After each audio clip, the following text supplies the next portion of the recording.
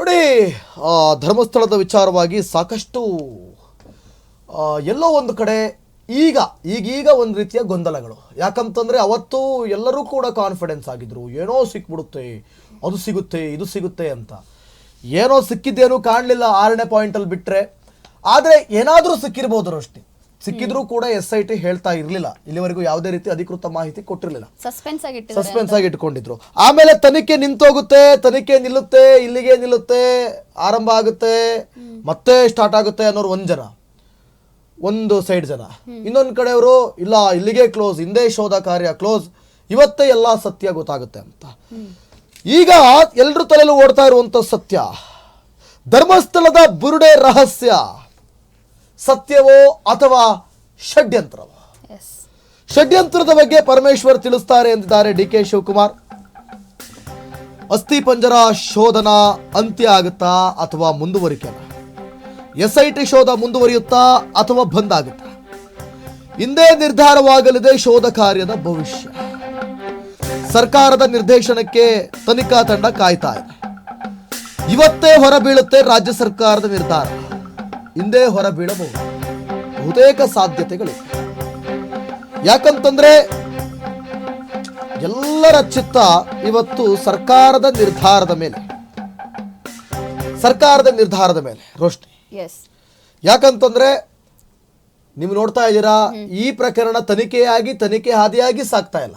ತನಿಖೆ ಒಂದು ಕಡೆ ಆಗ್ತಾ ಇದ್ರೆ ಮತ್ತೊಂದು ಕಡೆ ರಾಜಕಾರಣ ಅನ್ನೋದು ಅಂಟ್ಕೊಂಡ್ಬಿಟ್ಟಿದೆ, ಪೂರ್ತಿ ಅಂಟ್ಕೊಂಡ್ಬಿಟ್ಟಿದೆ ರಾಜಕಾರಣ ಅನ್ನೋದು.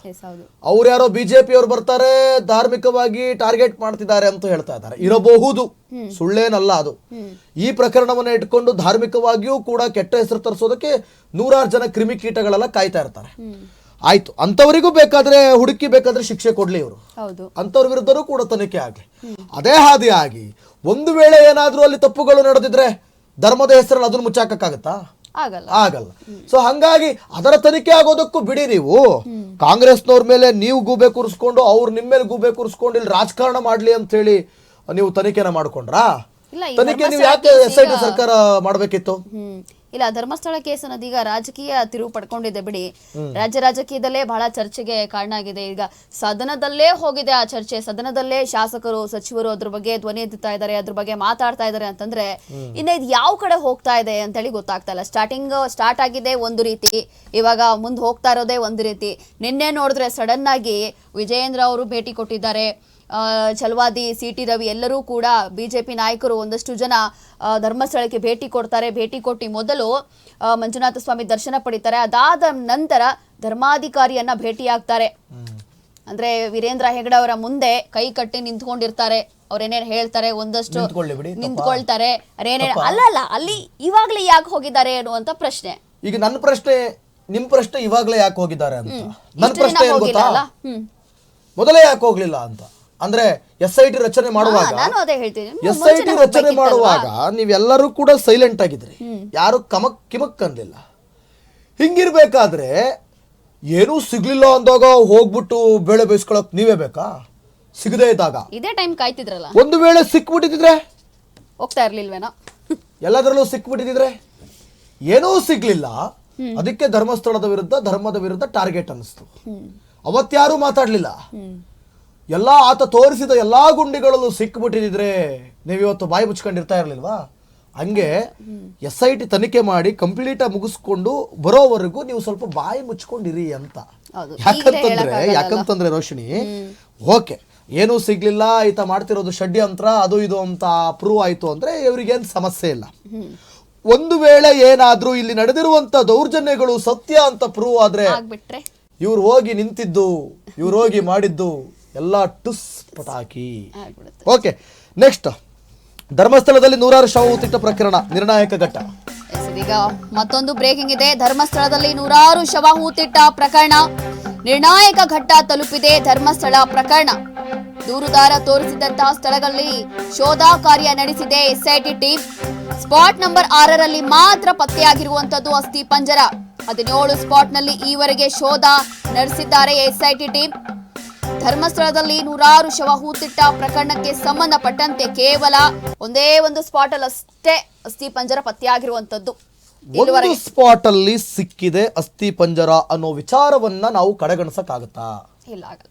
ಹಿಂಗೆ ತೆಗೆದು ಹಿಂಗೆ ಬಿಸಾಕಕ್ಕಾಗತ್ತಾ? ಆಗಲ್ಲ. ಯಾಕೆ ಯಾಕೆ ಯಾಕೆ ಅಂತಂದ್ರೆ ಅಲ್ಲಿ ಬೇರೆ ಜಾಗದಲ್ಲಿ ಬಹುಶಃ ಸಾಕ್ಷಿನಾಶ ಆಗಿರಬಹುದು ಅಥವಾ ಬೇರೆ ಏನೋ ಆಗಿರಬಹುದು. ನೀವು ನೋಡಿದ್ರಾ?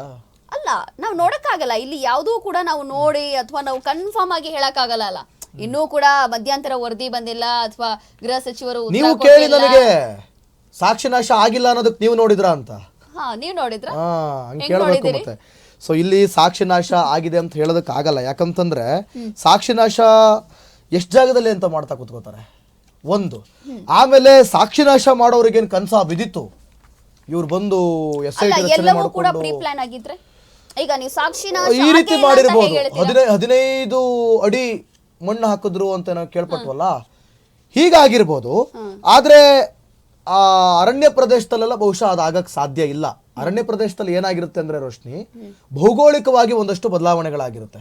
ಆಮೇಲೆ 15 ವರ್ಷ ಆಗಿದೆ, ಮೂಳೆಯ ಸವಕಳಿ ಆಗಿರ್ಬೋದು. ಆಮೇಲೆ ಒಂದಷ್ಟು 2019ರಲ್ಲಿ ಪ್ರವಾಹ ಆಗಿತ್ತು. ಆ ಸಂದರ್ಭದಲ್ಲಿ ನಿಮಗೆ ಅಲ್ಲಿ ಏನು ನದಿಯ ತಟದಲ್ಲಿ ಹೂಣಿರೋದ್ರಿಂದ ಪ್ರವಾಹ ಆದಾಗ ಮತ್ತೆ ಅಲ್ಲಿ ಗುಡ್ಡ ಕುಸಿತವೂ ಕೂಡ ಆಗಿತ್ತು. ಹೀಗಿರುವಾಗ ಏನಾಗಿದೆ, ಒಂದಷ್ಟು ಮೂಳೆಗಳು ಅಲ್ಲಿ ನೀರು ಹೋಗಿ ಸ್ಥಾನ ಪಲಟ ಆಗಿ ಒಂಚೂರು ಮುಂದಕ್ಕೆ ಕೊಚ್ಕೊಂಡು ಹೋಗಿರ್ಬೋದು, ಅಥವಾ ಇಲ್ಲಿರೋ ಮೂಳೆ ಒಂಚೂರು ಮುಂದಕ್ಕೆ ಹೋಗಿರಬಹುದು. ಅಥವಾ ಏನೋ ಒಂದೇನು ಮೆಮೊರಿ ಏನು 256 GB ಇಲ್ಲ 1 TB ಅವ್ರ ಮೆಮೊರಿ, ಒಂದು 15 ವರ್ಷ ಆಗಿದೆ ಪುಣ್ಯಾತ್ಮ, ಬೇರೆ ಸ್ಟೇಟಲ್ಲಿದ್ದ, ಬಂದ ಇಂಥ ಸ್ಥಳದಲ್ಲಿ ಹೂತಿದ್ದೇನೆ ಅಂತ ಗೊತ್ತು, ಆದ್ರೆ ಇದೇ ಪಾಯಿಂಟ್ ಅಲ್ಲಿ ಹೂತಿದ್ದೇನೆ ಅನ್ನೋದು ಸ್ವಲ್ಪ ಆ ಕಡೆ ಕಡೆನೂ ಆಗಿರಬಹುದು. ಏನ್ ಬೇಕಾದ್ರೂ ಆಗಿರ್ಬಹುದು. ಹಿಂಗೆ ಆಗಿದೆ ಹಂಗೆ ಆಗಿದೆ ಅಂತ ಹೇಳಲಿಕ್ಕೂ ಕೂಡ ನಾವು ಸಾಧ್ಯ ಇಲ್ಲ. ಇಲ್ಲಿ ಸಾಕ್ಷಿನಾಶ ಆಗಿದೆ ಅಂತ ಹೇಳಕ್ಕೂ ಸಾಧ್ಯ ಇಲ್ಲ, ಅಥವಾ ಆಗಿಲ್ಲ ಅಂತನೂ ಕೂಡ ಹೇಳೋದಕ್ಕೆ ಸಾಧ್ಯ ಇಲ್ಲ. ಆದ್ರೆ ಸಿಕ್ಕಿಲ್ಲ ಅಂತನೂ ಕೂಡ ಹೇಳೋದಕ್ಕೆ ಸಾಧ್ಯ ಇಲ್ಲ. ಅದು ಮಧ್ಯಂತರ ವರದಿ ಬರೋವರೆಗೂ ಕೂಡ ಸಿಕ್ಕಿದೆ ಅಂತಾನೂ ಹೇಳಕ್ ಸಾಧ್ಯ ಇಲ್ಲ. ಇವತ್ತು ಎಲ್ಲರ ಕುತೂಹಲ SIT ಒಂದು ವರದಿ ಮೇಲೆ ಇದೆ. ಓಕೆ, ಇವತ್ತು ಬಹಳ ಪ್ರಮುಖವಾಗಿ ದೂರದಾರ ತಂದಿದ್ದಂತ ತಲೆಬುರುಡೆಯ ಮಹಜರು ಮಾಡುವಂತ ಸಾಧ್ಯತೆ ಇದೆ. ಇವತ್ತಿನ ಪ್ರಕ್ರಿಯೆ. ಆತ ಬುರುಡೆ ಎಲ್ಲಿ ತಂದ? ಇಡೀ SIT ಅವರಿಗೆ ಸಿಗದೇ ಇರೋ ಬುರುಡೆ ಇವನಿಗೆ ಪುಸ್ತಕ ಅಂತ ಸಿಕ್ಬಿಡ್ತು. ಬುರುಡೆ ತಂದಿದ್ದ ಸ್ಥಳ ಮಹಜರು ಮಾಡುವ ಸಾಧ್ಯತೆ, ಆ ಜಾಗವನ್ನ. ಓಕೆನಾ? ಸರ್ಕಾರದ ನಿರ್ದೇಶನಕ್ಕೂ ಮೊದಲು SIT ಮಹಜರು ಮಾಡ್ತಾರೆ. ಅಂದ್ರೆ ಅದು ನಿರ್ದೇಶನ ಬೇರೆ, ಇದು ಮಹಜರು ಇವರು ಮುಂಚೆನೆ ಮಾಡಲೇಬೇಕಾಗುತ್ತೆ. ಶನಿವಾರ ನಡೆಯಬೇಕಿದ್ದ ತಲೆಬುರುಡೆ ಸ್ಥಳ ಮಹಜರು, ಆದ್ರೆ ಕಾನೂನು ಸುವ್ಯವಸ್ಥೆ ಹಿನ್ನೆಲೆ ಮುಂದೂಡಿಕೆ ಮಾಡಲಾಗಿತ್ತು. ಧರ್ಮಸ್ಥಳ ಚಲೋ ಅನ್ನುವಂತ ಒಂದು ಅಲ್ಲಿ ಕಾರ್ಯಕ್ರಮನ ಏನೋ ಪ್ರತಿಭಟನೆ ನಡೀತಾ ಇತ್ತು. ಹೀಗಾಗಿ ಸ್ಥಳ ಮಹಜರು ಮುಂದೂಡಿಕೆ ಆಯಿತು. ಸೊ ಒಟ್ಟಾರೆಯಾಗಿ ನೋಡಿ, ಇವತ್ತೇನಾಗ್ಬೋದು ಅಂತ ಹೇಳಿ ವೀಕ್ಷಕರು ಕಮೆಂಟ್ ಕೂಡ ಮಾಡಬಹುದು, ತಮ್ಮ ಅಭಿಪ್ರಾಯವನ್ನು ಕೂಡ ವ್ಯಕ್ತಪಡಿಸಬಹುದು. ನಿಮ್ಮ ಅಭಿಪ್ರಾಯ, ನಿಮ್ಮ ಪ್ರಶ್ನೆಗಳಿಗೆ ಉತ್ತರವನ್ನು ಕೂಡ ನಾವು ಕೊಡ್ತೀವಿ. ಅದೇ ರೀತಿ ನಿಮ್ಮ ಅಭಿಪ್ರಾಯವನ್ನು ಕೂಡ ವ್ಯಕ್ತಪಡಿಸಬಹುದು. ಈಗ ಏನು ಅಂತಂದ್ರೆ ರೋಶ್ನಿ, ಹಿಂದೆ ಕೆಲವರು ಹೇಳ್ತಾ ಇದ್ದಾರೆ ಇವತ್ತೇ ಎಲ್ಲ ಅಂತ್ಯ ಆಗ್ಬಿಡುತ್ತೆ. ಒಂದು, ಅದಕ್ಕಿಂತ ಮುಂಚೆ ಇದನ್ನೊಂದು ಮಾತಾಡ್ಬಿಡೋಣ. ಈ ಬುರುಡೆ ತಗೊಬಂದಿದ್ರಲ್ಲ, ಅವ್ನು ತಗೊಬಂದಿದ್ದಲ್ಲ ಬುರುಡೆ, ಸ್ಟಾರ್ಟಿಂಗ್ ಅಲ್ಲಿ ನಿಮ್ಗೆ ಅನ್ಸಲ್ವಾ? ಇಡೀ ಇಟಾಚೆ ಹಾಕಿ ಕೂಲಿ ಕಾರ್ಮಿಕರನ್ನು ಕರೆಸಿ ಹಗಲೆಲ್ಲ ಇವರು ಅಗದು ಬಗದ್ರು ಕೂಡ ಏನೂ ಸಿಗ್ಲಿಲ್ಲ. ಈತನಿಗೆ ತಲೆಬುರುಡನೆ ಹೆಂಗ್ ಸಿಕ್ತು? ನಿಮಗೆ ಅನ್ಸಲ್ವಾ? ಈ ಅನುಮಾನ ಬರಲ್ಲ? ಈ ತಲೆಬುರುಡೆಯನ್ನ ಈತ ತಂದಿದ್ರು ಕೂಡ ಅದು ನಿಯಮ ಬಾಹಿರ, ಕಾನೂನು ಬಾಹಿರ, ಕಾನೂನಿನ ಪ್ರಕಾರ ಅದಕ್ಕೆ ಅವಕಾಶ ಇಲ್ಲ. ಈತ ಅಲ್ಲಿ ಕಂಪ್ಲೇಂಟ್ ಕೊಡ್ಕೊಂಡು ಈ ರೀತಿ ಕೆಲಸ ಮಾಡ್ತಿದ್ದೀನಿ ಅಂತ ತಹಶೀಲ್ದಾರ್ನ ಇಟ್ಕೊಂಡು ಸಂಬಂಧಪಟ್ಟ ಅಧಿಕಾರಿಗಳನ್ನ ಮುಂದೆ ನಿಲ್ಲಿಸ್ಕೊಂಡು ಆತ ತೆಗಿಬೇಕಿತ್ತು. ಅದಕ್ಕೊಂದು ಅವಕಾಶ ಇತ್ತು. ಆದ್ರೆ ಏಕಾಏಕಿ ಈತ ಬುರುಡೆ ತಗೊಬಂದ್ಬಿಟ್ರೆ ನಂಬಲ್ ಅರ್ಹವಾದದ್ದ ಅಥವಾ ನಂಬಲು ಅಸಾಧ್ಯವಾದದ್ದ, ಸಾಧ್ಯವಾದದ್ದ ಅಂತಾನೂ ಕೂಡ ನೋಡ್ತಾರೆ. ಇವತ್ತು ಅದ್ರ ಬಗ್ಗೆ ಮಹಜರು ನಡೆಯುತ್ತೆ. ಬುರುಡೆ ಸಿಕ್ಕದ ಮೇಲೆ ಅದ್ರ